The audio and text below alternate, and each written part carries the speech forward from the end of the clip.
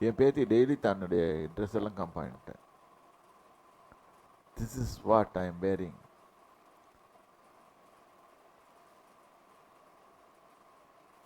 See, look at my hair. Children, they like it.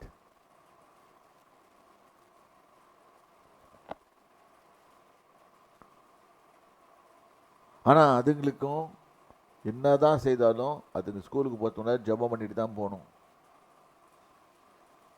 Bible படித்து ஜெபம் பண்ணிட்டு தான் போகணும் அப்படின்னு ரூல்ஸ் வச்சுட்டோம். பண்ணிட்டு போதுங்க. அதுங்களுக்கு பஸ் ஏறதுக்கு முன்னால் பைபிள் படித்து ஜெபம் பண்ணிட்டு போதுங்க. இந்த வயசில் அவ்வளோதான் சொல்லிக் கொடுக்க முடியும். அது பழகிடும். சின்ன வயசில் நான் இதெல்லாம் பார்த்து பார்த்து வாழ்ந்தேன். எங்கள் அம்மாச்சி 2 வயசுலேருந்து என்ன என்ன பார்த்துட்டு இருந்தேன், டிஃப்ரெண்ட் பாஸ்டர்ஸாக தெரியும் எனக்கு. கோயம்புத்தூரில் எல்லா பாஸ்டர்களும் தெரியும். எல்லாருக்கும் ஜோம் பண்ணுவேன் நான். சுந்தரம் தலைமையில் கேட்க வச்சுட்டு கூட ஜோம் பண்ணியிருக்கேன். அது நல்ல நினைவு இருக்குது.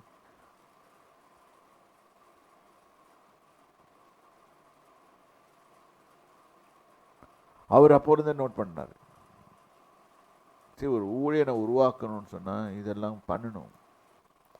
அந்த காலத்தில் யாரும் கணக்கில் நான் சின்ன பையன், எனக்கு இன்ட்ரெஸ்டட், நானே கற்றுக்கிட்டேன். பைபிளை படிக்கிறது நான் தான் கற்றுக்கிட்டேன். எனக்கு யாரும் சொல்ல பைபிள் படின்னு சொல்லுவாங்க. மனப்பாட வாசனம் 5 வயசு வரைக்கும் மனப்பாட வாசனம் ஃபுல்லாக சங்கீதங்களை சொல்லி ஆகணும். சாப்பாடு கிடைக்காது, சோறு கிடைக்காது. அப்படித்தான் சார் அந்த காலத்தில். இந்த காலத்து பிள்ளைங்க சொல்லுங்களேன், சோறு கிடைக்காது, கொண்டு விடுவோம். எனக்கு அப்படி தான் இருந்துச்சு. ஏன்னா நான் தாய் தாப்ப நல்லா வளர்க்கப்படல, எங்கள் கிராண்ட் பேரண்ட்ஸ் நல்லா வளர்க்கப்பட்டாங்க. அதன் மேல் பிரியமாயிருப்பேன், அதனால் அதில் என் மகிமை விளங்கும். அவர் மகிமை விளங்குச்சுன்னா நீ நல்லா இருப்பேன். இல்லாட்டி நீ ஏன் மகிமை மகிமை மகிமைன்னு சொல்லிட்டு இருக்க வேண்டியதுதான். அதட்ட மகிமையே இருக்காது.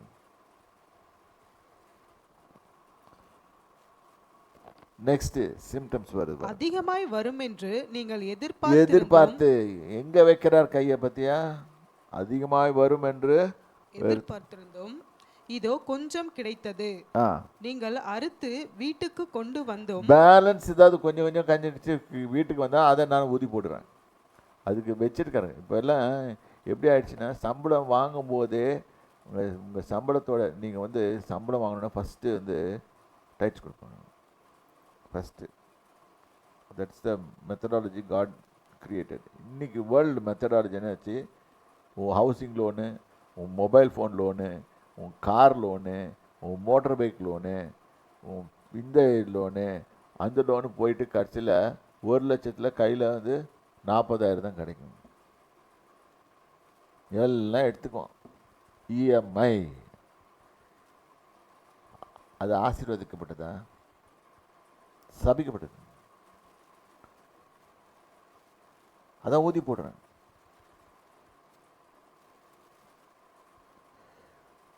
இதெல்லாமே சைக்கலாஜிக்கல். உள்ளுக்குள்ள திங்க், உன்னுடைய தாட்ஸ், எண்ணங்கள். அதனால தான் சிந்திங்கள் போடுங்க. அங்கே போன உடனே இது வாங்கணும் அப்படின்னு ஆசை வருது இல்லை, வர வேணாம். உன்னை ட்ராப் பண்ணுறதுக்கு தான் வச்சுருக்கேன். எனக்கு இப்போ என் மொபைலில் பார்த்தீங்கன்னா மெட்ராஸில் இருக்க டாப் துணி கடைகள்லாம் அனுப்பிச்சிட்ருக்கான். நான் அதெல்லாம் இப்படி இப்படி தள்ளி விட்டுறேன். எப்படி உன்னுடைய பாயிண்ட்ஸ் எல்லாம் ஃபுல்லாகிடுச்சு, வந்து வாங்கு வான்ஹூசன். இது என்ன என்னென்னமோ ட்ரெண்ட்ஸ், அவன் இவன். நான் டிசைட் பண்ணிட்டேன், $10-15 மேலே துணியை வாங்குறது இல்லை. நேற்று ஒரு பேங்கருக்கு சொல்லி கொடுத்துட்ருந்தேன். லூசுத்தனமாக நம்ம ஊரில் துணி வாங்காது, 5 பேண்ட் 5 ஷர்ட்டுன்னு சொல்லிட்டு 20,000-25,000 வச்சு விட்டுருவான்.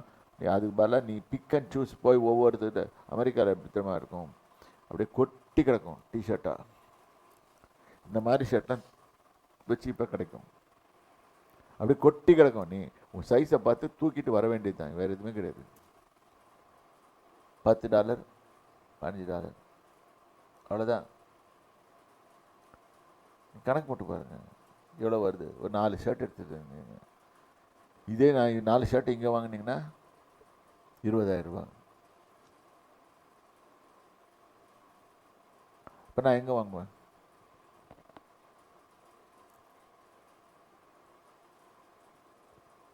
நம்ம ஜிடிபியே போய் இப்போ புது கண்டுபிடிச்சிருக்காங்க. மக்கள் லோன் எடுத்து வாங்கி வாங்கி வாங்கி வாங்கி வாங்கி அவங்க சேவிங்ஸ் எல்லாம் குறைஞ்சி போயிடுச்சு அப்படின்றத கண்டுபிடிச்சிட்டாங்க அப்படின்னு ஆர்பிஐ சொல்லிடுச்சு.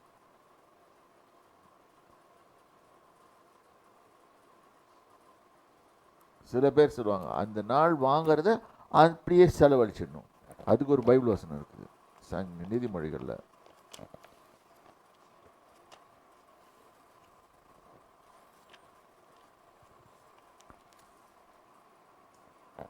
சாரி, அது எங்கே இருக்குதுன்னு தெரியல, நான் மறந்து போயிட்டேன். ஆனால் இதுதான்.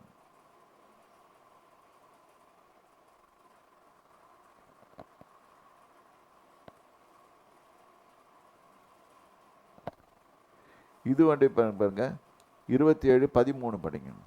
இது வந்து வேற வசனம் வந்து ஆக்சுவலாக. அந்நியனுக்காக பிணைப்படுகிறவனுடைய வஸ்திரத்தை எடுத்துக்கொள், அந்நிய ஸ்திரீக்காக ஈடு வாங்கிக்கொள். இல்லை இல்லை, கேரண்டர் பண்ணிருக்கு.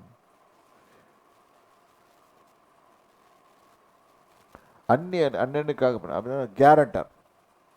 You don't stand as a guarantor for anybody. If you stand as a guarantor both physically and spiritually, you will get caught. புரியுதா உங்களுக்கு? physically as well as spiritually you will get caught. Automatically you stand guarantee. கையெழுத்து போட்டுக்கிடு. அவனை விட்டுடுவான், பேங்க்கார உனக்கு தான் வருவான். எத்தனை பேர் கையெழுத்து போட்டு கொடுத்துருக்கீங்க அந்த மாதிரி?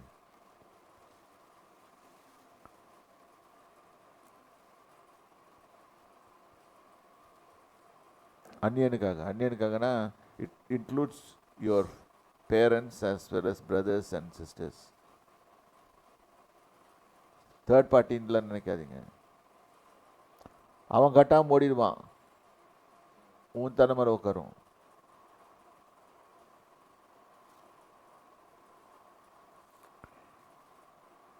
இன்னொன்று அதை எடுத்து பின்னால் காமிக்கிறேன் நான். அண்ணனுக்கு படி 20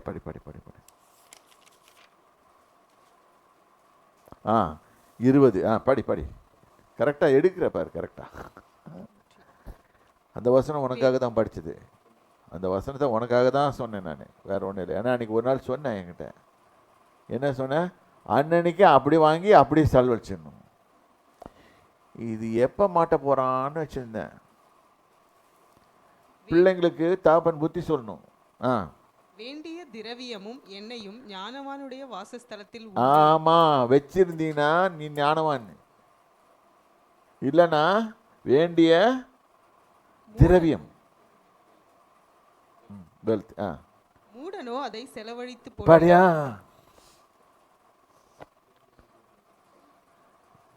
நீ சேர்க்கலன்னா உன்னை எப்படின்னு போடுது? வேதம் எப்படி அடைக்குது?